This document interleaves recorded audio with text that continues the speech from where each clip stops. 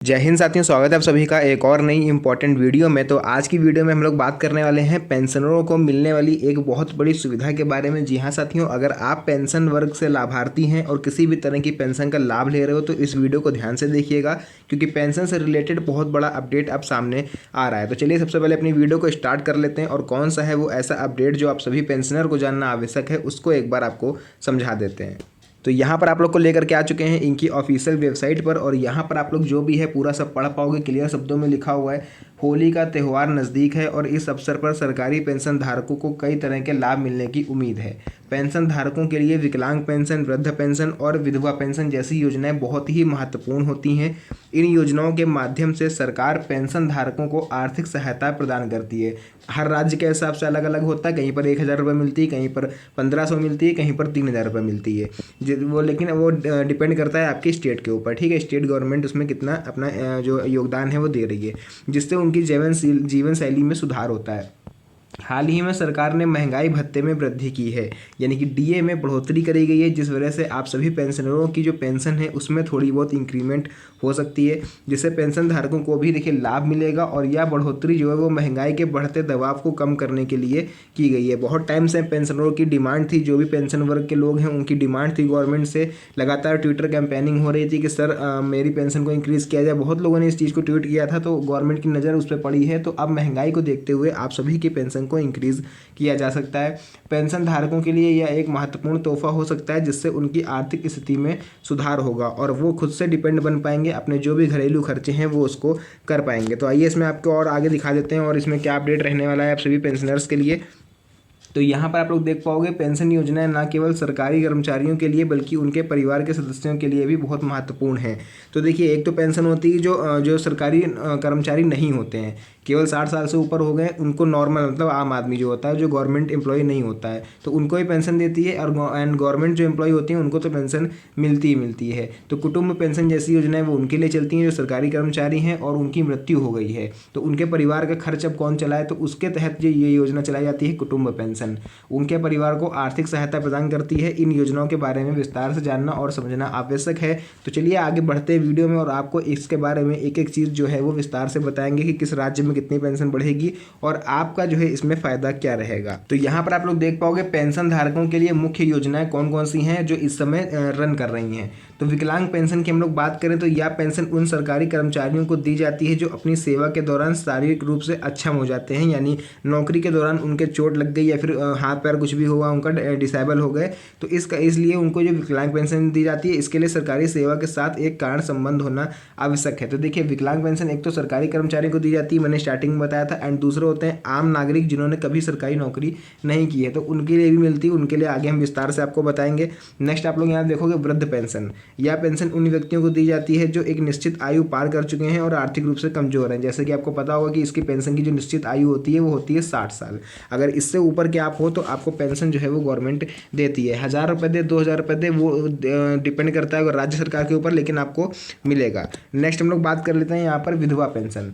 यह पेंशन सरकारी कर्मचारियों की मृत्यु के बाद उनकी पत्नी को दी जाती है, जिससे उनकी आर्थिक स्थिति में सुधार हो। तो कुटुंब पेंशन की बात कर लेते हैं। तो यह पेंशन सरकारी कर्मचारियों के परिवार के सदस्यों को दी जाती है, जैसे कि उनके बच्चे या फिर आश्रित माता पिता।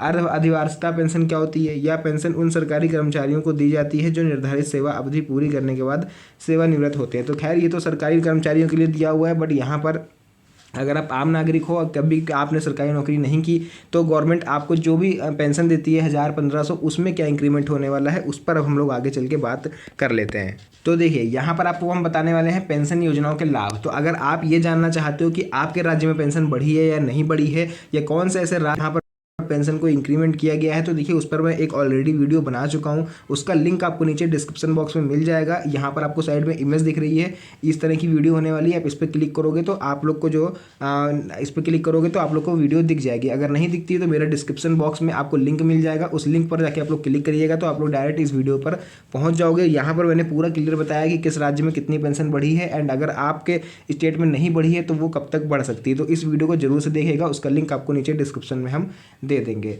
तो फिलहाल पेंशन योजनाओं के लाभ क्या है वो हम आपको बता देते हैं। आर्थिक सुरक्षा यानी पेंशन योजनाओं जैसे पेंशन धारकों को आर्थिक सुरक्षा प्रदान करती है जिससे उनकी जीवन शैली में सुधार होता है। महंगाई भत्ता, पेंशन धारकों को समय समय पर महंगाई भत्ता भी दिया जाता है जिससे उनकी पेंशन में वृद्धि होती रहती है महंगाई के हिसाब से। सामाजिक सम्मान, पेंशन योजनाओं को पेंशन धारकों को सामाजिक सम्मान भी प्रदान करती है। चिकित्सा सुविधाएं, कई पेंशन योजनाओं के तहत पेंशन धारकों को चिकित्सा सुविधाएं भी प्रदान की जाती हैं जिसमें उनका स्वास्थ्य बीमा भी आता है एंड उनको जो फ्री ऑफ कॉस्ट उनका इलाज कराया जाता है अगर वो किसी भी बीमारी से पीड़ित हैं तो ये तो हो गए इसके लाभ। अब हम लोग बात कर लेते हैं इसकी पात्रता के लिए कि आपकी एलिजिबिलिटी क्या होनी चाहिए अगर आप इसके लिए आवेदन करना चाहते हो तो उसके बाद देखिए आप लोग देख पाओगे यहाँ पेंशन योजनाओं के लिए पात्रता मानदंड क्या होते हैं। पेंशन योजनाओं के लिए पात्रता मानदंड अलग अलग हो सकते हैं जैसे कि आपकी हो गई अधिवार्षता पेंशन, इसके लिए न्यूनतम 10 वर्ष की आहारक सेवा आवश्यक होती है जैसे कि आपका कुटुंब पेंशन हो गई, या पेंशन सरकारी कर्मचारियों की मृत्यु के बाद उनके परिवार के सदस्यों को दी जाती है। यानी कि आपके अगर फैमिली में कोई गवर्नमेंट एम्प्लॉय था एंड उसकी डेथ हो गई है, अब आपके घर में कोई कमाने वाला नहीं है तो आपको अपने खर्चे के लिए इधर उधर भटकने की आवश्यकता नहीं है। गवर्नमेंट आपको कुटुंब पेंशन के तहत आपको जो आपके घर का खर्चा है उतने रुपये आपको वो दे देगी। विकलांग पेंशन की बात कर लेते हैं तो इसके लिए सरकारी सेवा के दौरान शारीरिक अक्षमता होना आवश्यक है। फॉर एग्जाम्पल आप पुलिस विभाग में थे या किसी अदर विभाग में थे आप, तो आपको जो कहीं से गिर गए आप लोग, एक्सीडेंट वगैरह हो गया, आप विकलांग हो गए, आप चलने फिरने में असमर्थ हो गए, तो ऐसी स्थिति में गवर्नमेंट आपकी जो भी सैलरी होगी उसका लगभग 60% तक आपको जो वो हर महीने देगी जब तक आप जीवित हो, तो वो इस विकलांग पेंशन के तहत आता है। वृद्ध पेंशन की बात करें हम लोग तो यह पेंशन एक निश्चित आयु पार करने के बाद दी जाती है। जैसे कि हर एक पेंशन की जो निश्चित आयु होती है वो लगभग 60 एज की क्रॉस कर लेते हो, अगर आप लोग 60 साल क्रॉस कर लेते हो तब आपको वो पेंशन मिलना शुरू होती है। तो ये होते हैं इसके पात्रता मानदंड। बात कर लेते हैं हम लोग इसके आवेदन प्रक्रिया की कि इसके लिए आप आवेदन करना चाहते हो तो कैसे आवेदन कर सकते हो। तो यहाँ पर आपको लेकर के आ चुके हैं इनके एप्लीकेशन वाले सेक्शन में, और यहाँ पर आप लोग पढ़ पाओगे पेंशन योजना के लिए आवेदन प्रक्रिया।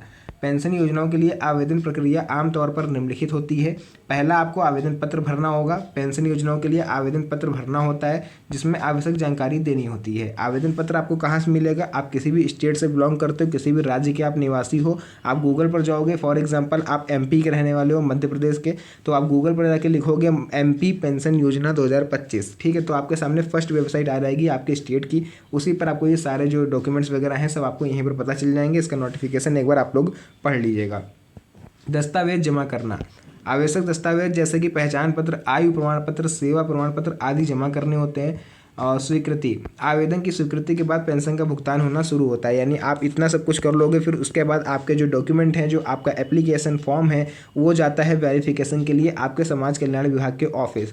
वहाँ से वेरीफाई होने के बाद हफ्ते भर या फिर 10 से 15 दिन लगते हैं अप्रूव होने में। उतना होने के बाद आपके अकाउंट में जो पेंशन है वो आना 1 तारीख से स्टार्ट हो जाती है। एंड अगर आप चाहते हो किसी भी तरह से आपको बचना है या फिर आप ऑनलाइन आवेदन नहीं करना चाहते हो, आप चाहते हो आपका काम जो है वो 2-3 दिन में हो जाए, तो उसके लिए आप अपने जिले के समाज कल्याण विभाग ऑफिस जाके वहाँ से आप बात कर सकते हो। वहाँ से आप ऑनलाइन आवेदन कर दोगे, वहाँ ऑफलाइन आवेदन कर दो, कुछ भी कर दो समाज कल्याण विभाग ऑफिस जा करके, तो वहाँ पर आपका काम है 2-3 दिन में हो जाएगा। एंड हो सकता है नेक्स्ट वीक आपकी पेंशन राशि भी आपके अकाउंट में पहुँचने लगे। तो फिलहाल जो भी डिटेल थी मेरे द्वारा मैंने आपको बता दी है। ऐसे अगर और वीडियो आप समय पर पाना चाहते हो तो चैनल को सब्सक्राइब जरूर कर लीजिएगा, क्योंकि ऐसी वीडियोज़ मैं आपके लिए बनाता रहता हूँ। तो मिलते हैं आप सभी से नेक्स्ट वीडियो में एक और अच्छी इंटरेस्टिंग मज़ेदार वीडियो के साथ। तब तक के लिए धन्यवाद। जय हिंद।